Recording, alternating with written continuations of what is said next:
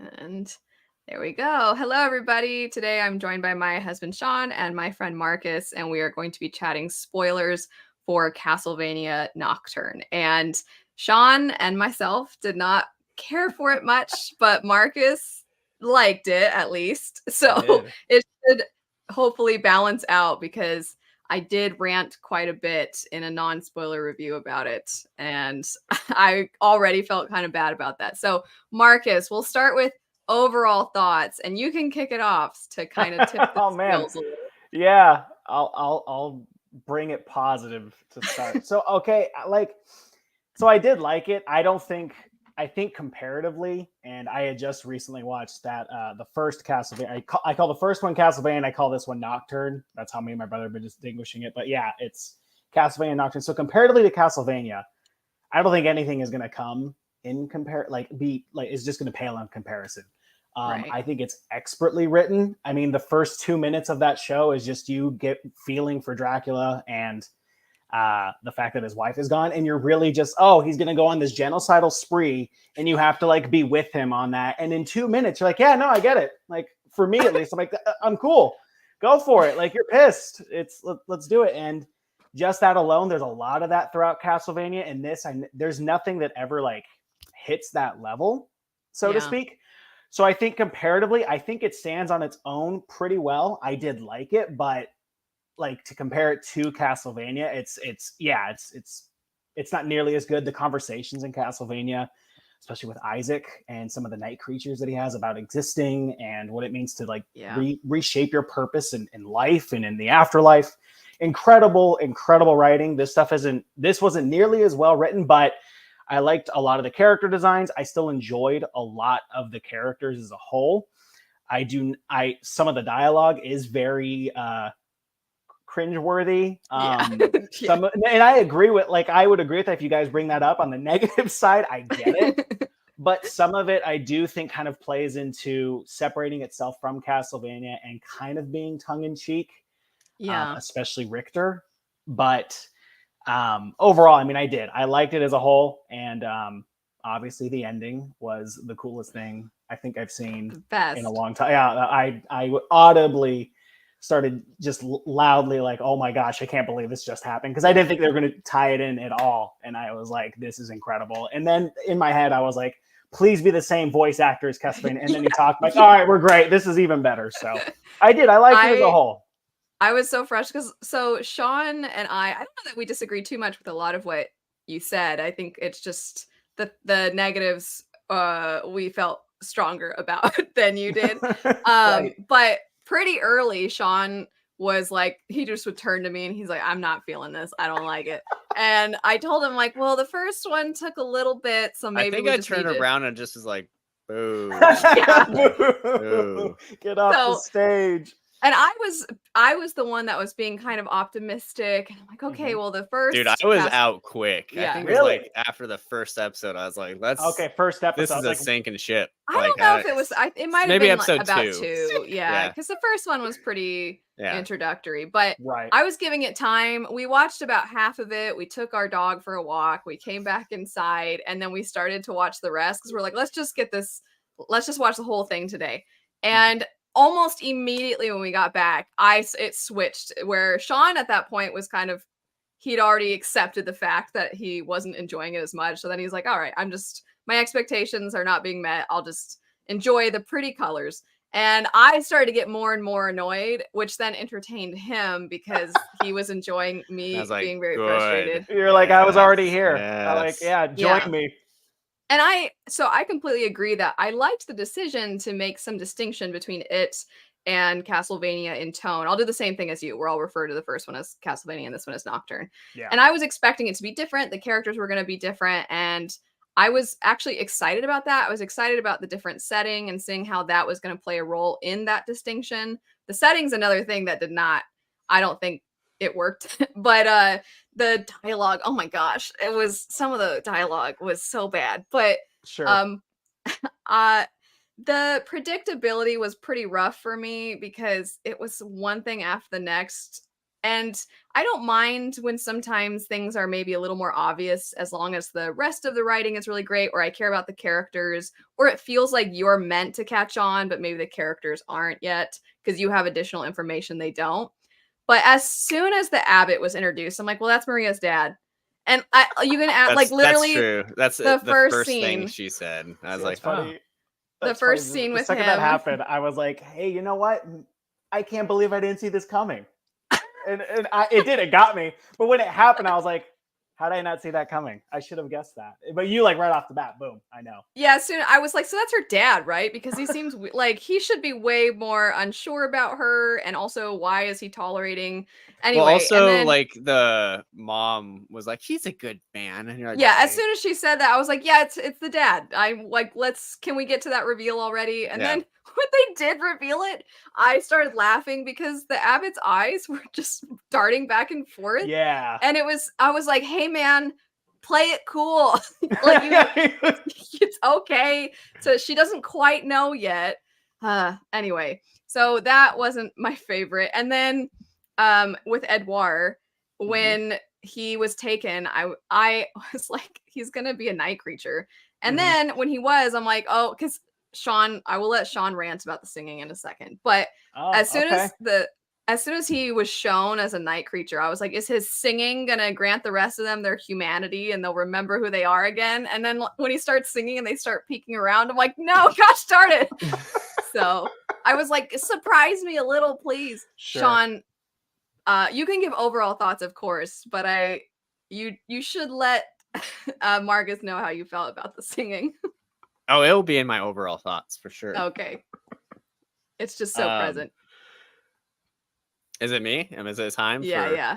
Yeah. Is it time to destroy this? So I'll start with the positive.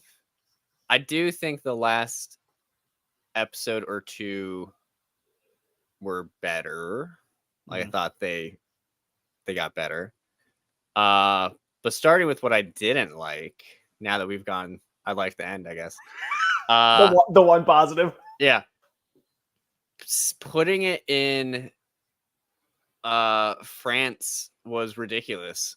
I mean, because immediately Maria has a British accent.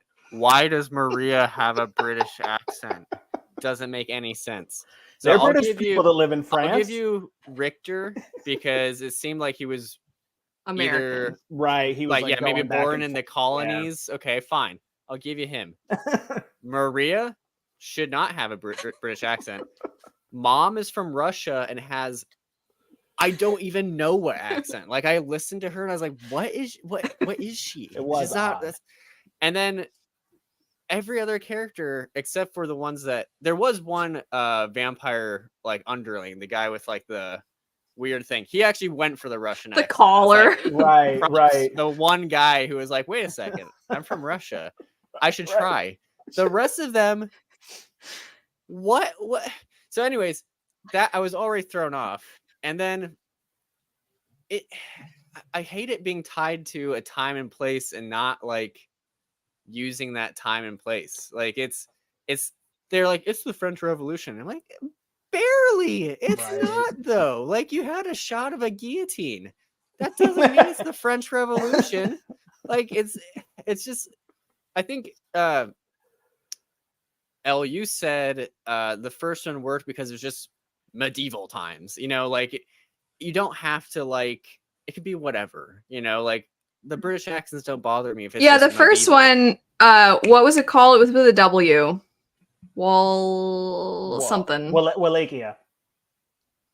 Yeah, I don't know what they sound like, right? Because who cares? But like you're making it France in the 18th century. Yeah, they're giving us a very distinct time and place. And... No, that's true. And it drove me nuts from the very get-go. I couldn't let it go. Next thing I couldn't let go. Holy moly. That guy can't sing at all. Like I was like, why? I'm supposed to believe you're an opera singer? You're an opera singer. And it's and to get more probably annoying, but what he's singing doesn't sound like opera. It's just like random high notes. And I'm like, have you guys, did you listen to anything before? Like, what notes did you give him? Like, we were like, oh, try just maybe like singing higher. And he's like, oh, okay, I'm gonna sing higher. You're like, that's not a good tip. It was bad. That was bad. And then I hated that we had to have a backstory off the bat for like everybody. Every it's just character. Like, that was like, oh yeah, here's a new character. By the way, do you want to know their backstory? That was a storytelling method that I really was not a fan. I like that for me. Even though I liked it, I wasn't a fan of that at all. Other than Annette, which I would have liked to have contextually found out about their lives throughout the story, not go back and show you with the whole episode. Yeah, I wasn't a fan of that. I think that they relied on it too heavily too, because it was used very much as a way to be like, so this is who I am. And I'm like, that's not who you are. That's your motivation currently. Yeah.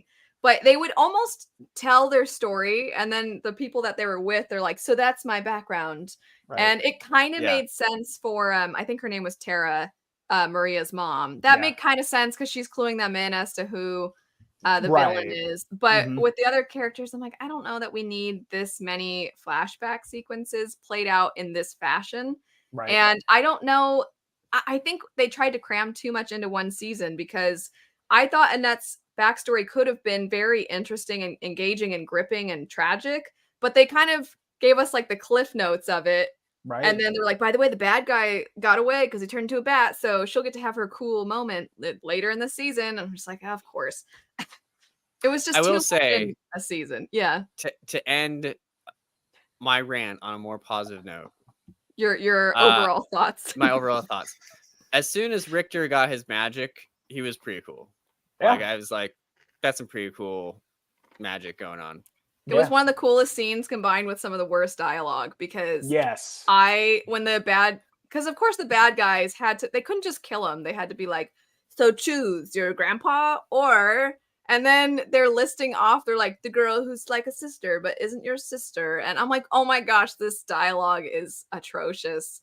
And then he just grunts a lot and gets his powers back. I knew he was gonna go Super Saiyan. I was like, he's about to go Super Saiyan. He's about to go Super Saiyan. Exactly. And so I think, to condense my overall thoughts into one thought, I'm not a huge Warren Ellis fan, to be quite honest. Like, I tried Transmetropolitan and I thought it was kind of try hard.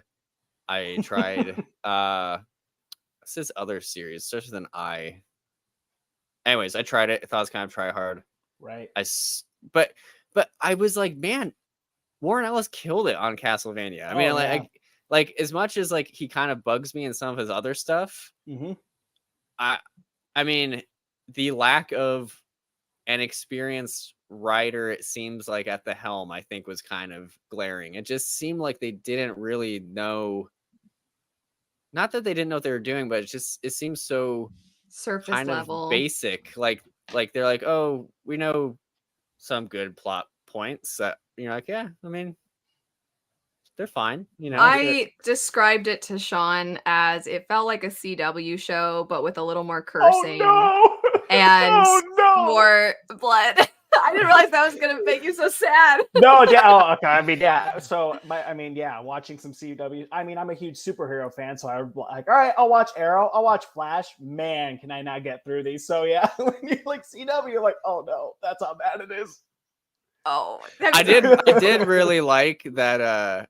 There was just a random staircase in the middle of town. Like, they just pulled like a thing. It's like, oh my gosh, and they just went down it. I was like, I told Sean, I was like, do they have a switch on the inside to cover that up? And then later when they come out, it's just still, I'm like, nobody walked past in broad daylight and was like, what is this like mysterious secret passageway here? Because they hid the handle in the little brick or whatever, the stone that they removed. So they made an effort to hide that, but they're not going to ask somebody to, hey, maybe stand here and pull this once we get in, because we don't have a lever inside, so that someone else doesn't find their little secret passageway. I mean, it was little stuff like, I know that's a really little minor thing, but it was a lot of little minor things.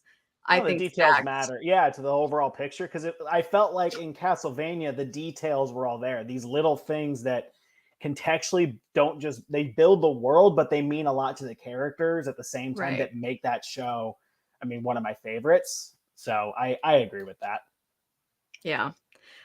So we've been kind of hating a little bit. So you were saying that you liked some of the character design or some of the characters. Who would you say was your favorite? What about them did you like the most? Yeah, I mean, I would think that we can all agree that Ulrox was the coolest designed character. Ulrox maybe not. Cool. I like just the way he looked. I mean, the second he shows up and he turns into a dragon, I'm like, already, I'm down. This is awesome. And it's funny because a lot of stuff where I watch, like, I feel like the stuff you guys are saying, those would weigh on me, but for whatever reason, I'm watching this. I'm like, yeah, this is cool. He's going Super Saiyan mode. This guy's got green eyes and turns into a dragon. Let's go. This is great. Hey, I had no problem with Super Saiyan. Like when it happened, I was like, yeah. Yeah, no, it's like, I'm in. Let's go. But I really loved Ulrox's design. I liked him as a character too. I thought he was I don't think he was like the strongest, but I did like him as a character. I thought he was at least like somewhat interesting, getting close to being as interesting as characters in the first, series. Like, I think that the character complexity is deeper in Castlevania, and him at least I was like, oh, okay, you're not just like bad vampire. You've got like some some stuff. No, I mean, exactly. I mean, just the opening with him. I mean, obviously, the scene itself is, it was kind of standard. With his mom dying, Richter seeing it, okay, like that's going to be his his whole thing going forward. But I did appreciate like having him start, like in Castlevania, you talk about the Belmonts and how like they're these heroic types and these figures that like save everybody from monster hunting. And then I did like, okay, we're going to talk about just because there are vampires out there that are supposed to be hunted and that are bad, what happens when you do something to, like Ulrox, you take away someone he loved deeply. And so I really liked as much as I didn't like the dialogue for I would say maybe 75% of it, I did like his conversation right there saying, I know how you feel 100%. And that's how I felt when your mom took the person I love from me. And so we're going to meet again one day and it's going, I'll kill you then. I was like, okay, I like this guy. Like he understands that this is hurtful for him, but I still have to do what I have to do. So Ulrox, I really liked. I did like Richter towards the end. I liked that he was more hopeful, a little bit more hopeful than Trevor, because Trevor's obviously, a cynical. Cynical. Yeah, cynical dream. Like I hate it all. And I loved that, but I didn't want another, version of that with Richter. So I like that he was more hopeful but I mean, he had his flaws, definitely. I did like Annette. I liked the design of the vampire messiah. And I think really the animation was just a lot better. And that's probably because they had more money and time, things like that. The fight scenes I did think were a lot cooler, but they sacrificed a lot of the writing and the dialogue for cooler action and greater animation. I thought the animation was great. I liked the animation in the first Castlevania. I think the way things were drawn was maybe a little more minimal, where this one felt more vibrant. Right. And I think they're trying to fit that in with the very colorful ideas that we have when we think French Revolution, and the things leading up to the French Revolution and how much glamour there was and things like that. So I think that kind of was fitting for the animation to look different. I really liked Maria's magical animal companions. Yeah, I thought that was awesome. No, you're right. Those are dope. And Annette, when there was a specific scene when it's showing her backstory and she's running and you see her magic as this colorful sort of abstract connecting her to something kind of almost like another realm in a way, that was really pretty and well shown. So I think that the animation and the depiction of things was great. That's probably my one and only big positive for this, aside from Alucard showing up at the end, because that was great, of course. But on the topic of villains, since you brought up Erzsébet, I think is how her name is said, I could not get over the fact that her design looked just like one of the antagonists from Hunter x Hunter. So okay. I didn't love her design for that reason. And then this isn't design related, it just has to do with the villains in general. Ulrox, to me, part of what made him the most interesting, not just of the villains, but kind of one of the most interesting characters, is that he had this moral complexity, a more mysterious past, which at some point he just kind of tells you what it is.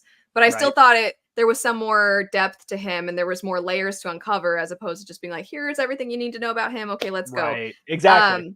So he was more interesting to me. But the other villains were not. They were boring and just mustache twirling, evil for the sake of being evil. And I don't want to continuously compare everything to the original Castlevania because, like we started off saying, we recognize that this was trying to define itself differently. Right. But I still feel like you can give the villains a little bit more of the intrigue factor or make them more layered, because you were talking about how immediately Dracula's a terrible person, a vampire, but you're like, oh, but like they killed his wife. And you're kind of like, it's sort of deserved. Like, that mankind sucks. And you just sort of feel for him, even though you're like, but he's not great, you know. And his moments with Alucard when it all finally settled, and you're like, oh, and it's devastating. There was not a single moment really like that in this. And the villains, I didn't care about any of them. I also didn't want them to die necessarily, because, you know, there's some villains that you hate so much that you're just waiting for that moment. I think the closest was the one that Annette killed, but I still feel like even then we didn't see him enough. I mean, he was probably the most hated, but I don't know, he was just barely there. Yeah. So I wish there was more to the villains. And even after, because Sean and I both, after season 2 of Castlevania, were like, what's even gonna happen now? But I feel like Hector and Isaac, and I'm forgetting the one vampire that she's the one with the really long hair. Not Camilla, but the one with the red hair. Yeah, right? Camilla. Oh, Camilla. Yeah. They were interesting too. They had aspects to them that were you're not sure what's going to happen. Sometimes you find yourself rooting for them. Sometimes they're even more interesting than your main cast. And they actually would take up a ton of screen time, but not in a bad way, because they were letting things breathe. And in this, it just felt like. Go ahead. Well, I what I kept thinking watching this series was, it's just waiting until the next fight scene. Whereas Castlevania, fair. There's not a ton. I mean, like, it ramps up towards the end of the seasons. But season 4 is like a lot of fight scenes. Yeah, but I mean, like, there's also just a lot of, you know, it's a lot of talking. Yeah. Yeah. And it's just like, this one was like, all right, so they talked a little bit, but kill some monsters. We gave you just a little kill the monsters. So we want use your powers. Yeah. And we need the cannon fodder to just go. Okay. Like, we need to get to the big bad. No, I would agree with that. And you brought up Warren Ellis earlier too. I mean, I've read a lot of his work as well. And I think for me, the best thing I had read was his interpretation of Wildstorm, which is, it's funny because Castlevania itself is a game. Someone may be able to say that actually there's a Castlevania game that's really well written and really well structured. But I mean, for the most part, it's you know, Dracula, Alucard, fight. There's a human that's going to try and kill them both. But his reinterpretation of Wildstorm was a very basic comic, but he reinterpreted it in a really complex way that I really enjoyed. His other stuff, I'm not a huge fan of. Really, I read one of his novels, and I'm like, I'm not digging it. But Castlevania, I was like, okay, where is this coming from? I mean, everything I'm into, and like you had even said before, Elliot, was that like in the beginning, like his wife dies, and the way he just does it, like, and explains it, and like you see the pain with Dracula, and the way he talks about it, I'm like, all right, cool, yeah, everyone's got to die. It's but I felt the way it was written, because otherwise, I mean, it's like that John Wick factor where, like, okay, if you kill the dog, everyone's got to go, right? So I thought he did a really good job with that, and obviously depicting it and showing that, yeah, he might be justified in his rage and everything, but obviously the way he's going about it, and there's other people even within those machinations that are like, this guy's lost it and he's gone. Yeah.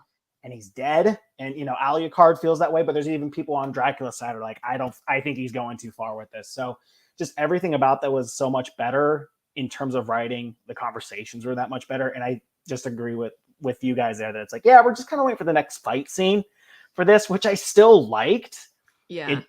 It was not nearly as well written as I think also just from like a plot standpoint, I kind of question the believability of the whole thing, because it's just like, hey, all these like, philosophers and scientists, they're kind of ruining the whole church thing. So I'm going to team up with some demons that'll show them, because I was like, would you do that? I don't. Yeah, the explanation was really odd because the way they described the night creatures was that they were literally having dead bodies filled with demons from hell. Mm-hmm. And then for the guy to do some really interesting logic to be like, this is for God's plan, though. I'm like, I don't know, though. And I think that there was interesting commentary that could have happened about the lengths that people will go to convince themselves.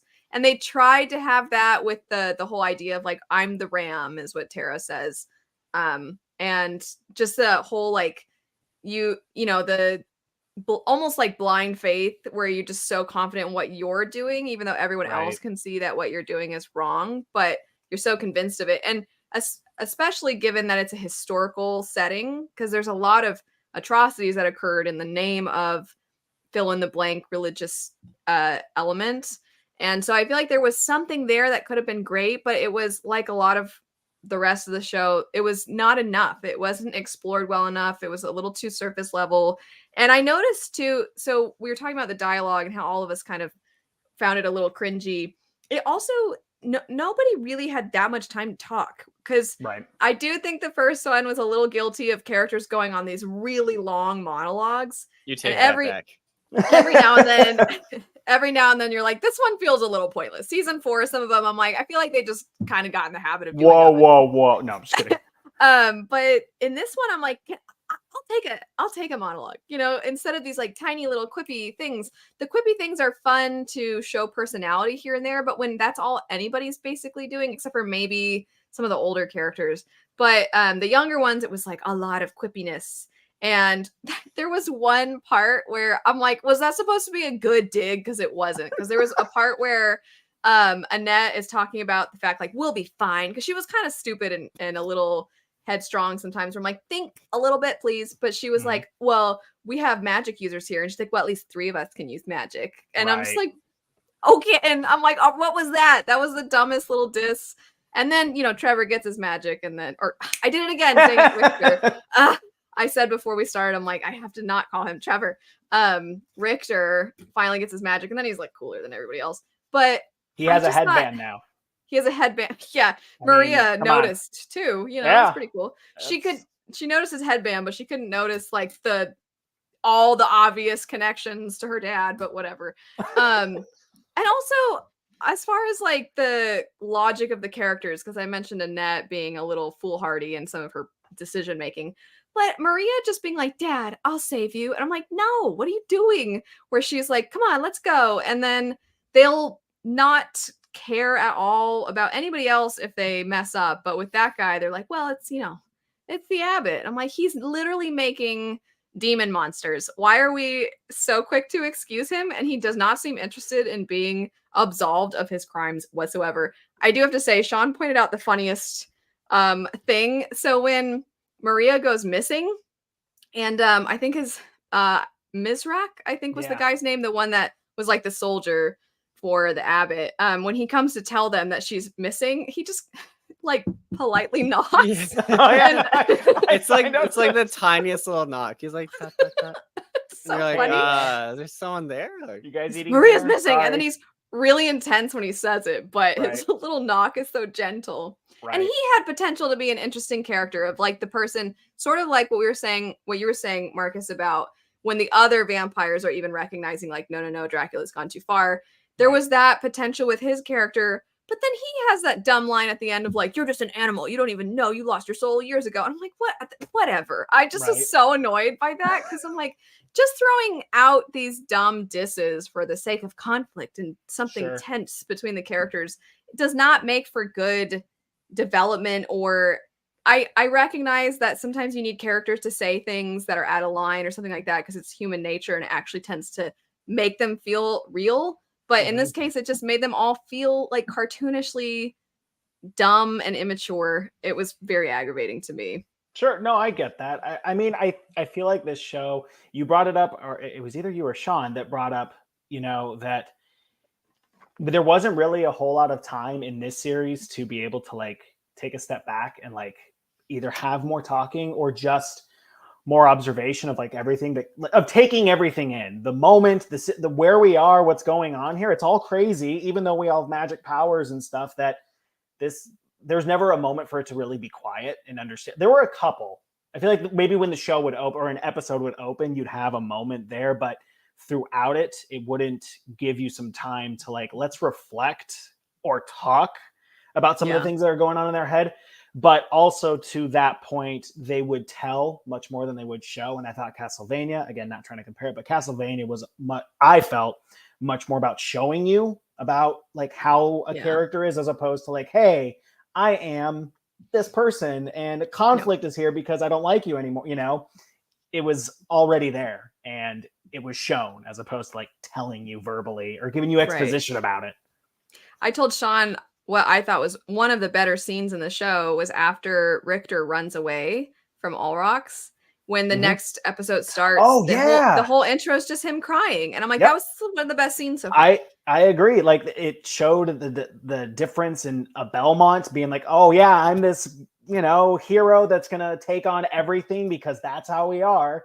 And especially too, because like we talked about that dialogue, I did not like, he says something before he sees Allrox, something like, I'm a Belmont and you forgot, or something like that. Yeah, he says, who's next? Yeah, who's next? And I'm like, wow, that's bad. And then Allrox shows up and he turns into a child again and starts running. I'm like, okay, I like that now, because that's how arrogant and like headstrong and just naive he is about all himself. For show. Exactly. Yeah. Like, I'm this cool guy. And then Allrox shows up and it's like, no, that's not who you are.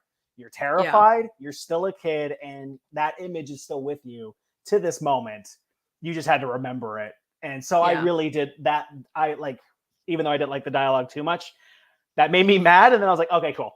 I feel better about that now. I do. It's not that I wanted it drawn out, but I do think it's almost unfortunate that he confronts his demons, we'll say, in a matter of, I don't know how, like a couple hours or whatever it was, a day. I don't know the amount of time it was, but it was like, oh, I have a grandpa.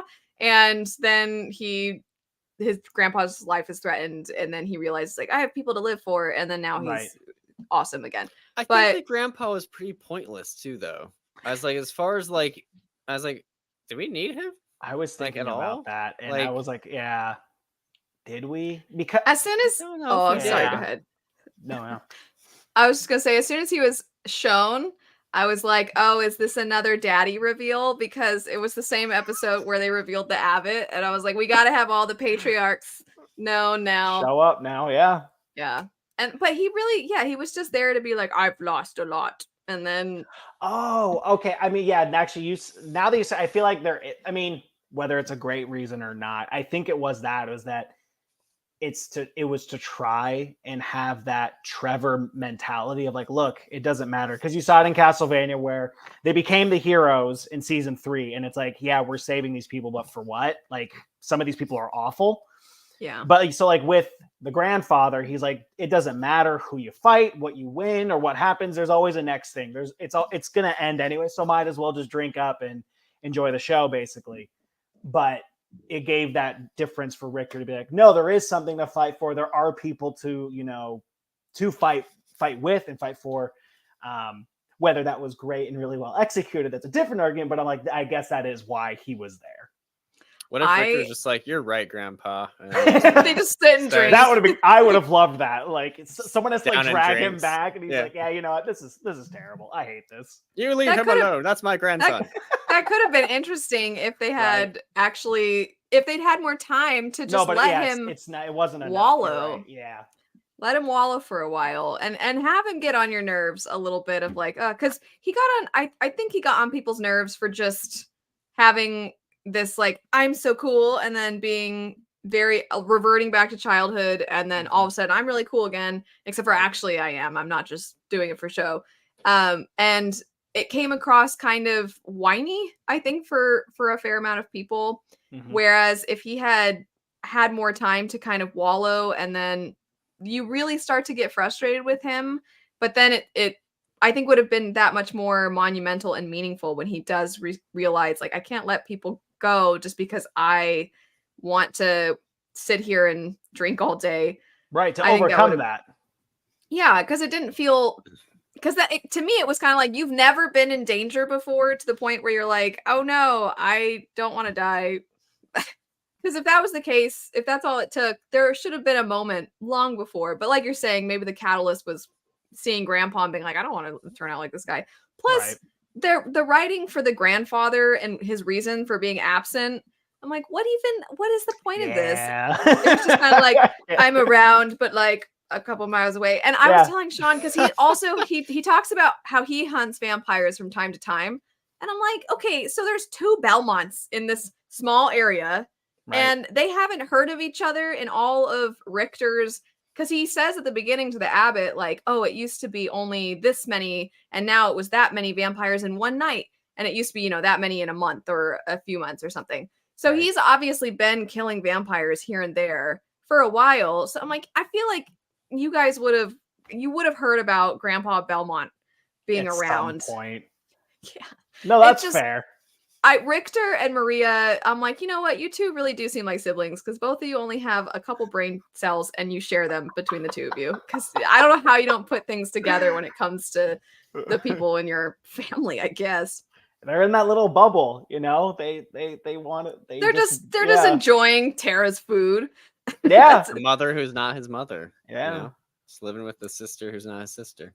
It also it's also interesting to me that, because it tells you early on, Maria's like, oh, we can't let the abbot find out about all of my inspirational speeches or whatever, right? And I'm surprised her mother was never concerned, like, what if her father finds out that she's been doing this? Will that like put him in jeopardy, or will it put her in danger? So, like, I don't know. Tara was... her mom wasn't concerned about anything. That was like my question a lot. Like, I was like, how old is Maria again? Because she's like, you have fun, kill those vampires, kid. I'm like, do you what? Like, I know she knows kill magic, vampires on that fun. Like, I don't know. Until the ending, I think the thing that moved me the most was when her little bird died. I was like, no, not the bird. That was pretty early, so it was a lot of just downhill from there. I feel like we gotta give our appreciation, though, because we've been pretty negative for a bit. We gotta give our appreciation to that ending, because it was well executed. And I will say, for like the tiniest of moments, I thought it was the grandfather. And I was like, ugh. Like, I thought it was, and then I realized it was Alucard. I'm like, oh, that's so cool. And I got so excited. But it was like, it went from so annoyed to then pure joy in like less than a second. I did like that reveal so much. And Sean and I both, obviously, as we've been saying throughout this whole thing, we were not the biggest fans of the show. And then when that happened, we're like, that show's all right. It was pretty good. Like, it gave you a really good note to end on. Yeah, it did. And I was almost annoyed, though, because I'm like, well, now I have to watch what comes next just for him alone. But yeah, Sean, would you say you were equally excited? How'd you feel about that when that happened? I mean, it was pretty cool. I don't like to admit it, but yeah. Yeah, I mean, I'd watch, a next season to see him. I think I think what is a little frustrating is, like, I don't think the characters they've introduced are bad. It's just it seemed like they want to get to their plot so quickly, so badly. They just kind of were like, hey, backstory, and then you're like, oh, okay, and then it's just like, boom, Alucard. And you're like, I mean, that's pretty convincing. I'll watch it for Alucard. Like, it seems like, I don't know, if they want to rush it that along that much, like, we could have had Alucard earlier, like midway through the season. But I mean, I get why they did it. They want you to watch the next season. So I mean, it'll be cool. I mean, like, seeing Alucard and Super Saiyan Richter, that'll be very satisfying. That's all we need, right? Yeah, that's all we need. That's all we need. No, it is. Leave Maria at home with the birds. Yeah. It is interesting.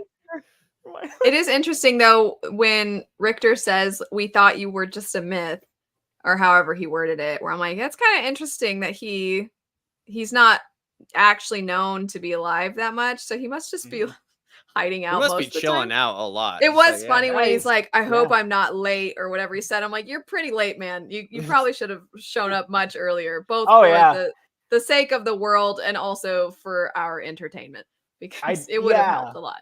I did like, at least, so we were talking about, my brother and I watch it, we're like, okay, so wait, what brings, like, where's he been this whole time? If this is going down, you just show up now. And I'm like, oh wait, okay. So I did appreciate, I know the Vampire Messiah is just, this, it's just a baddie. She doesn't really have any reason to be doing any of this, but either way, I liked her, like that ability where like everyone's like, okay, wait, is she really this god figure that we're talking about, or is this fake almost? Like, is it just a trick?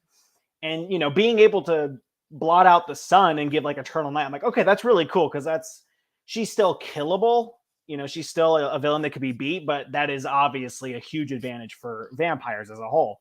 So I'm like, okay, why wouldn't Alucard have been here to show up? And then like, oh right, if the sun's blotted out and he's like wherever he's in Wallachia, and he's like, okay, that's not good. I gotta go figure out what's going on. And now he shows up. I'm like, okay, that at least makes more sense. But when that sword went through, or you don't really see it, it's a quick flash. I'm like, wait, did Annette throw something? And I was sitting there just like watching, and then they showed it in the screen, and I just like, I lost my mind. I thought it was the coolest thing ever. Can I just say, it was a show about vampires that's fairly violent, so maybe who cares? But I was kind of like, why is the Vampire Messiah lady dancing with her food? Like, she like at some point she's like, dancing, and I was like, why are you doing? Like, I don't mind the feeding off of her, I guess, if you need a snack, but why are you dancing with her? I think it was kind of weird. Yeah. I did think it was funny though. I turned to Sean. I'm like, I don't know if you know, but despair just tastes so much better. Because the whole idea of like their blood tasting different depending on just how sad they are. Sure. That was my reaction. I'm like, okay, I guess that's fine. I know. But I was thinking it was more because she's like playing with her food and she tortures all of them. She keeps them all alive and like hung up and stuff. I will say that's not a huge positive. It was just something I liked a little bit more. So it was a little bit creepier to me. Like some of the vampire stuff was like, oh, okay, that was a little creepy, like in the dungeon and stuff, and like freaky smiles and stuff. I was like, all right, that was cool. Not that like that makes the show great or anything, but I was like, oh, I'll take that. I did see, and unless I'm mistaken, that her whole character was based off of a real, I think it was a noblewoman or something who was a serial killer. Oh. And I thought that was pretty cool. Although I don't think she was from Russia, but she was from Eastern Europe, I think. But I'm like, okay, so Russia. I was like, okay, so that's kind of a cool concept of, because they already are doing like, what if the rich were vampires during this time? And so the idea of like, well, what if one of them who was known already for being very weird was also a vampire, and how much worse would it get? Like you're saying, it had that creepy factor, which I did like. She was Hungarian. Yeah. Fun fact. All right. Yeah. I was pretty sure, but I didn't want to get the wrong. Lived from 1560 to 1614. Wow. Alleged serial killer and Hungarian noblewoman. Wow. There's got to be a book about that, right? Now we got to read it. Yeah. Has to be. That's crazy. That's kind of interesting. Dude, her and her 4 servants were accused of torturing and killing hundreds of girls and women. Yikes. That's creepy. I mean, to use creepy. I mean, as like a template or as inspiration, I guess, for this character, I thought it was pretty creepy. Just mix that with Egyptian. Yeah, that's true. So I didn't want to bring around for that long, okay? I didn't want to bring that up because I didn't want to be annoyed at another thing. At that point, I just accepted the show for what it was, but I was like, what's with the Egyptian god thing? Like, it was like, what's We got French Revolution, Ra, and Egyptian god, poor singing. We're just I think a lot of things. I think the goddess that they had her based on, the design has like a lion. I think it's a lion head and everything. So it is kind of interesting that she was a hybrid of that and then this Hungarian serial killer. She seemed like a Yu-Gi-Oh card, you know, like Yu-Gi at some point. He'd be like, you know, like have his. Yeah. And then Olrox is Olrox is the green-eyed purple dragon. What color was the dragon? I mean, his outfit was purple. Yeah. But yeah, also can I just because Sean threw out something that he didn't love. Why was this guy showing up to any fight? I'm like, hey, don't. And it's like he's like, and I have my voice. Yeah. You know, I'm like, what are you doing? Why are you there? I got kind of frustrated because the first time when they go to investigate the chateau, I think it was. Yeah. And you know, Annette just starts to like stand up and call her powers, and he's like, no, not now. And then she just keeps standing, and he's standing, and they're all looking at them, and I'm like, I think now it has to be now. Be too. Like, you guys are just standing there in front of all of them. What are you doing? And I'm pretty sure he saw her. Like he was like, "Hey, you again." And at that moment, I think so. Like I'm pretty sure they saw you. Yeah.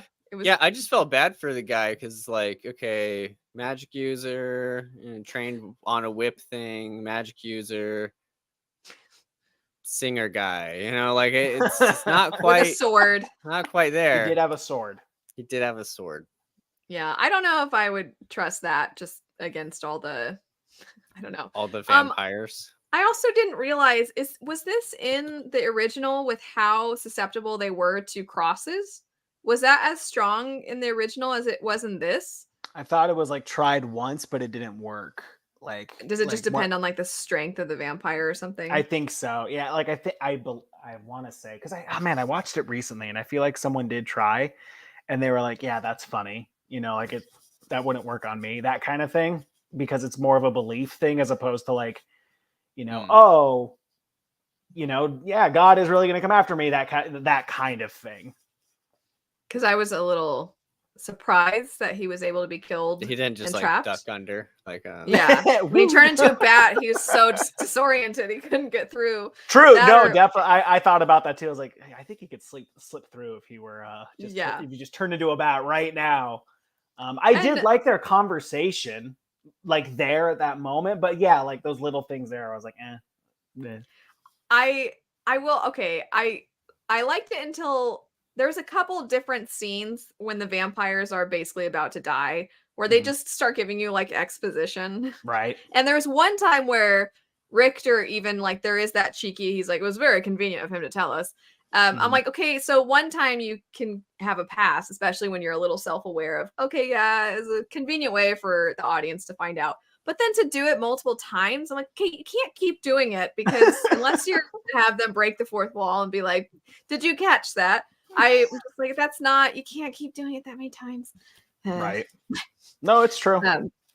I also was kind of amused, and I couldn't care less who is interested in who, but I did find it funny with the Olrox and Mizrock love there, that when Mizrock finds out that Abbott is Maria's father, and he's like, he would never. I'm like, you're one to talk.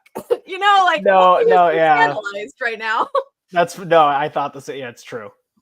Because I'm like, I wouldn't exactly say you're as pure either, sir. Yeah, in this context, yeah. The both of you have pursued your interests, it would seem. So I don't know why you're so taken aback by this knowledge. And also, like, how did you would think that guy would have seen something at some point. But anyway, I digress. I've hit that point enough times. Sean, what are some of your other thoughts about any of this? Is there anything else you wanted to add? Not really. I guess no. I mean, I guess like I'm repeating myself probably at this point, but I'm a big Enlightenment fan. I was down for the struggle of church versus reason. If Voltaire had shown up as a vampire, I would have been like, yeah. But you know, like, it wasn't executed well. I don't mind. I like that the abbot was bothered by what he saw as like French godlessness. Like, I thought that was interesting. Sure. I'm like, cool. However, then being like, so I'm going to commune with demons. I couldn't quite follow him there. Even with his whole like, I'm basically Judas, but Judas, if there was no Judas, yada, yada, yada. I was like, I don't think that quite makes sense for the story. And I think that idea could have been executed better. And Voltaire was not a vampire. I'm hoping in season 2 we'll have Voltaire as a vampire. It just seemed like they really wanted to have the church be villainous again. And they just didn't quite figure out a good way to incorporate. Like, it could have just been a separate entity that's a thorn in their side. It didn't have to be, or maybe there are a few people here and there that are corrupt. I think that's what they're trying to show is like, look at the corruption of the church. And I'm like, you can't have that guy feel so strongly that what Sean was just describing, like that logic though doesn't make sense. You can have corrupt people, you can even have corrupt people that think that what they're doing is right. But it just, the idea of like, I'm literally pulling demons from hell and putting them into dead bodies. And I'm also working alongside vampires who are sucking people's blood and killing people. And I'm just like, that's not the right kind of corruption, I feel like. I also say I did think it's funny in Castlevania, like Isaac, it's such a big thing for him to be the forge master, whatever they call it. And this one is like printing press, it's just like, all right, we got another one. Come on. Industrialization, baby. Yeah, exactly. I also like, again, this is probably nobody ever wanted anyone to think this hard about it, but I was like, wait, if they're dead bodies with demons, how does Edward still have any memory? And how does he awaken memory in another thing? Like, I feel like whatever soul was there and Edward would be gone, replaced by a demon soul. So I was a little foggy on that. It's fine. The answer is right there. It's the music. Oh, it's the music and the singing. Yeah. But it's beautiful. Yeah, I don't know. It's probably too like, it's not a deal breaker. I can go with you for the fantasy. That's like being like, there's vampires in it. We're starting from there's vampires. So I think to sum up for me, the biggest thing is just my expectations were very different than what I got. And if I had gone in just being like, it's just going to be a pretty series of fight scenes with quips in between, then I think I would have enjoyed it a lot more. But it's just very hard to not remember how much emotions were drawn from, like how much it pulled out of us and made us care about people we probably shouldn't care about. It just did such a good job that it's hard to not go in wanting more of that. Sure. But yeah, I think if we had just decided like, okay, this is just going to be fun, bright, colorful. It actually, to me, wasn't nearly as bloody and gruesome. I know we talked about how it was creepy. There's obviously some sinister things that are occurring, but I didn't think it was as violent because Castlevania there were times that I'm like, oh my gosh, it was so gross. Whoa, yeah. Yeah. I feel like they definitely come out swinging pretty hard in that first season. You're just like, geez. Like, right. Yeah. No, the first season of Castlevania, I just knowing the producer was really trying to like, I think he's a great producer. Adi Shankar, I believe is his name, but he's the one who got it off the ground and is trying to he wanted to do like a Zelda adaptation for Netflix. He wanted to do like all these video game adaptations. So he finally got Castlevania, and he's kind of just trying to put edgy, like, oh, we're going to have edgy, dark, versions of that thing you loved as a kid. And Castlevania just really fits right into it. So I think, like you said, that first season, you're just like, look at how far we can go with this. And this, no, it wasn't nearly as violent. I mean, it's funny that like, some people get cut in half and you see some heads fly off, but it's not as gruesome and as very tame. Yeah. Very tame. Yeah. No, it is. Yeah. I mean, it's like, oh, cool, little blood comes out. All right. That was it. But like, if you feel like you were watching that Castlevania, you're like, ooh, that was rough. Yeah. Yeah, there was just something too about Netflix has this odd thing with a lot of its series where they're like, there is one curse word we really like. And then it's like it's the one all of them say whenever it's supposed to be this cool line. And so, and like The Witcher, all the various different Witcher shows, all of which I thought were not good. But they do that same thing where if you hear like my messages from my friends, I have no issue with that. It's just that they sometimes, like, the way it's put in doesn't feel right or organic. Sure. And I don't want to blame the voice actors because they didn't have a lot to work with the dialogue. Right. But some of the lines just they didn't come out very good. I don't know.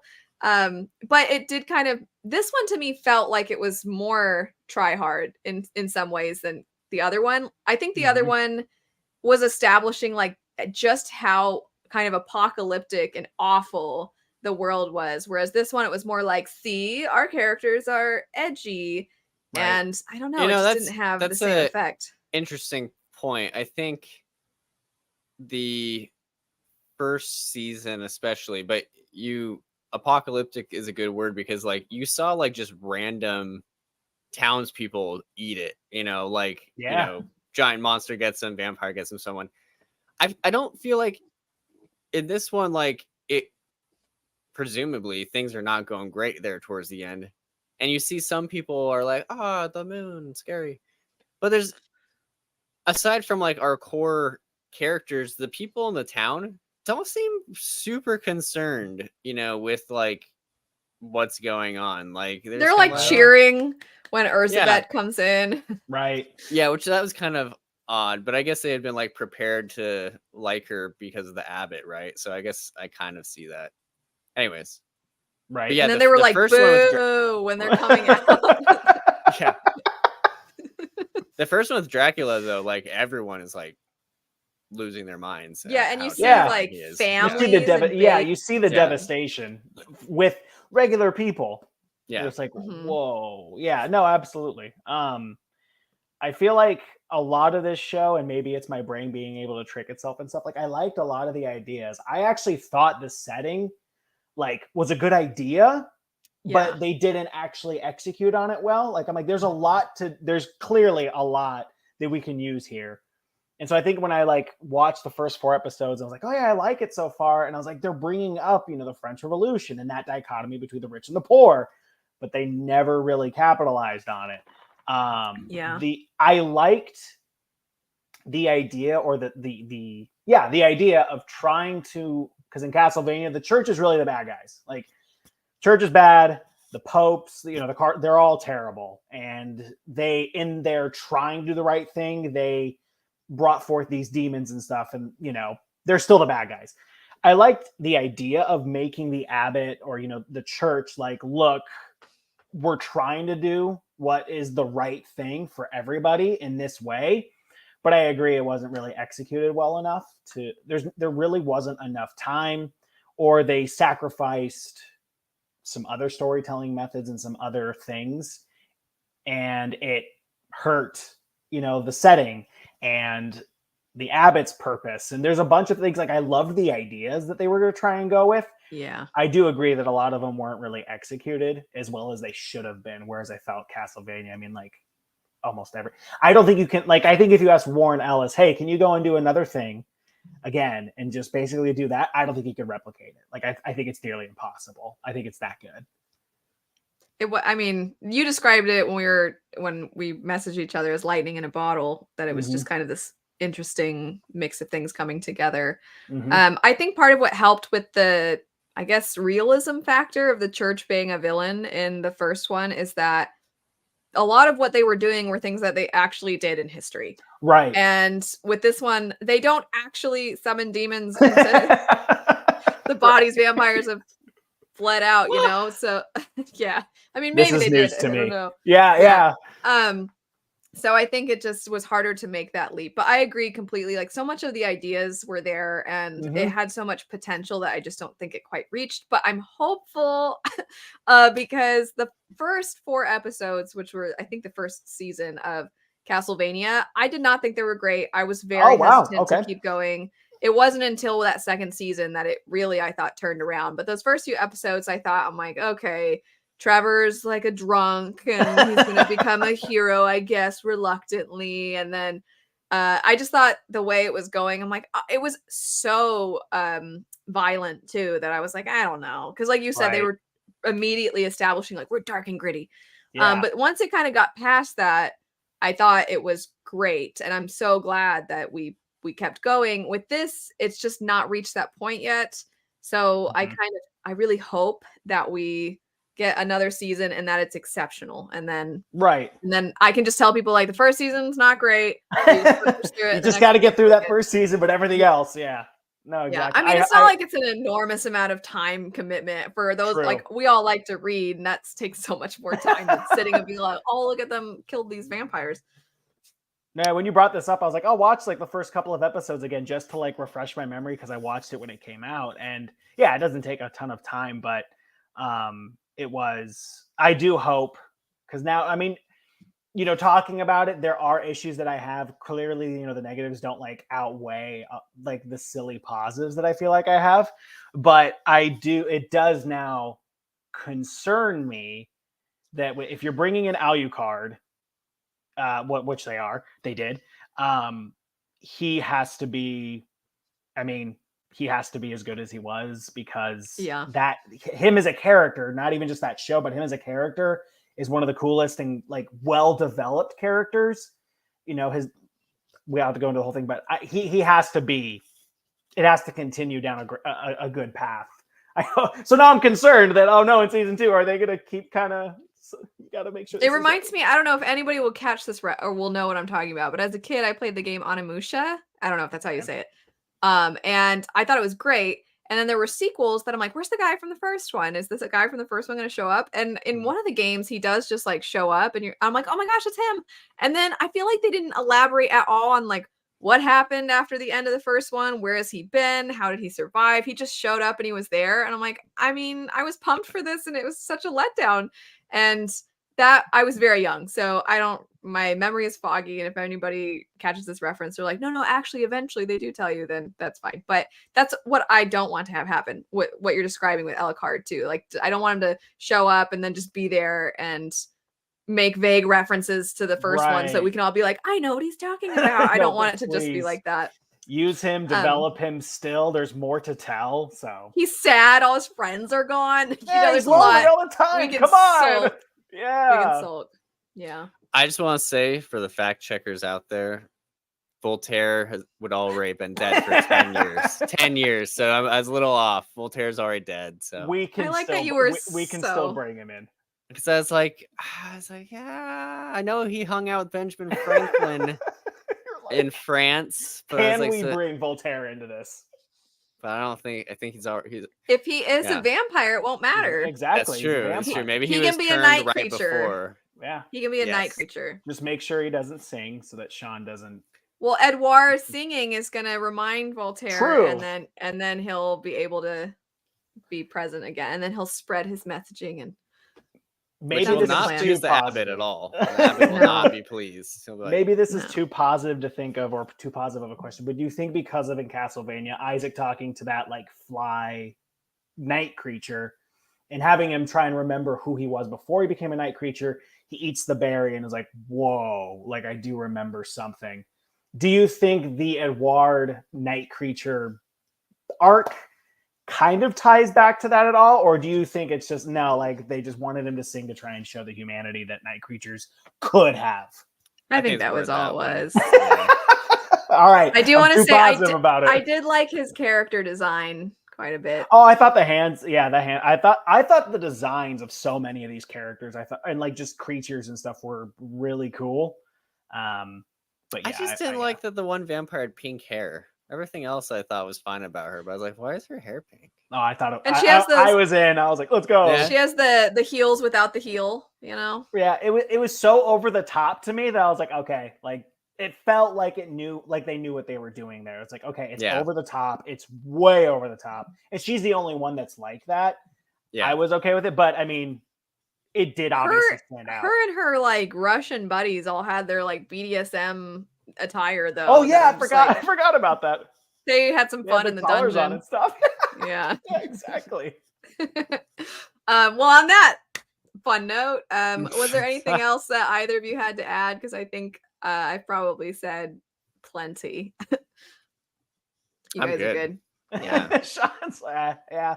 I hope season 2 is good. I mean, I'm looking forward to seeing how Alucard like integrated, and hopefully you can use him to help develop a lot of these newer characters, because and him and Richter could have interesting Oh conversations. my god, exactly. I mean, there's so much to that, and I mean, with Ulrox, does Alucard even know Ulrox? Has he heard? I mean, and that's another thing too with this. That's another setting too that I feel like they touched on it with Ulrox. So maybe they could explore it in season 2, is what's happening where he's from in the colonies. Like that, he brought it up briefly about what's happening to his people back there and why he's trying to get the people in the front here in France to help him in the colonies. So I think there's still stuff to explore and there's stuff to capitalize on. But obviously, after talking about it, they really have to do a better job of executing it, and hopefully they can. And it could be interesting if Alucard does recognize that Ulrox is not this pure evil vampire, and thus doesn't want Richter to try to get revenge on him, and then that could create a rift between the two of them. So like, there's interesting things that could happen there. To put aside like revenge and that feeling, to try and push that away for a greater good, or just for your own, soul, so to speak, would be a really interesting topic. But they've got to have the the friend of whatever the phrase is. I'm totally spacing, but like the enemy of my enemy is my friend is what I'm trying to say. Where Ulrox and they kind of hinted that might happen. Ulrox and Richter have to work together to fight, but then once it's done, it's like, okay, I'm coming for you. Right. I could see that. I actually would really like if they both survive the whole thing. Like Richter and Ulrox? I think Richter killing Ulrox in the ending, I'd be like, I don't know if that was the message. They'd have to really build to it. No, you're right. They would. I feel like the message is cycle of violence has to stop. Someone has to stop it. Generations of violence needs to end here. Yeah. That's fair. Yeah, I'm pretty excited actually to see what they might do with the next season. At the very least, to end on a positive. I don't think it can be worse than this. So you'd be surprised. The most backhanded positive ever. Yeah, it will likely be better because it'd be hard not to be. Yeah, I mean, I'll enjoy this. Whatever they do in the next season, and also my expectations. Now I know kind of what they're likely going to do, so it's different. My season 2 is just Edward singing for 10 episodes. That would be worse. Sign me up. That would be worse. Where is it? Where's the album? Yeah, get a record. I've been looking on Spotify for that for a while. The chanting hum. Ooh. Yeah. It's more of a lament, he's trying to. Well, anyway, this was a lot of fun. Thanks, Marcus, for joining. I'm very glad that you did. And I know earlier you were saying your friends are going to give you a hard time. So no, they were just going to be like, hey, what's this guy doing here? But I appreciate you having me. Who is this guy? What a loser. What? Why isn't he watching the football game or something? Yeah. Come on. I was telling them to watch Castlevania too, so they got to get on it and they got to be able to back me up here because I'm outnumbered. There you go. Or it's just gonna increase the amount of people. Have you seen? I know I need to cut us off, but I don't know if you've seen, but like earlier when I was typing up the characters because I wanted to make sure I got the spelling for their names right. And when I just typed in Castlevania Nocturne, it just said that out of 5 stars that there's like 300 and something people that have rated it, and it's at like a 2.7 or something like that. I was like, whoa. Was that on IMDb or like where'd you see that? No, just typing in Castlevania Nocturne into Google. It showed that was the rating. I was like, oh geez. So man, I'm getting wrecked here. I'm like the only one who liked it. Well, you didn't love it. No, I did not. I did not love it, but I think we started by saying that I think both of us actually agree with a lot of how a lot of your feelings. We just felt the amount of emotions was different. Definitely. But we all thought Alucard showing up was great. Yep. It was great. Yeah, it was. And he had his cool, like, I'm son of Dracula, and you know, I'm like, oh yeah, I was the way he just started talking. I was like, oh, he's here. I'm good. He's and here to his design too was actually I liked it. He looks awesome. Of course, he's always looking cool. Yeah. Okay. I think we've officially chatted a lot about this show, and it was very fun to have you, Marcus. So for anybody that ends up watching, let us know your thoughts. Hopefully Marcus has some people on his team and you can be mad at me and Sean. Please. Yeah. But thanks everybody, and we'll see you all later. Bye.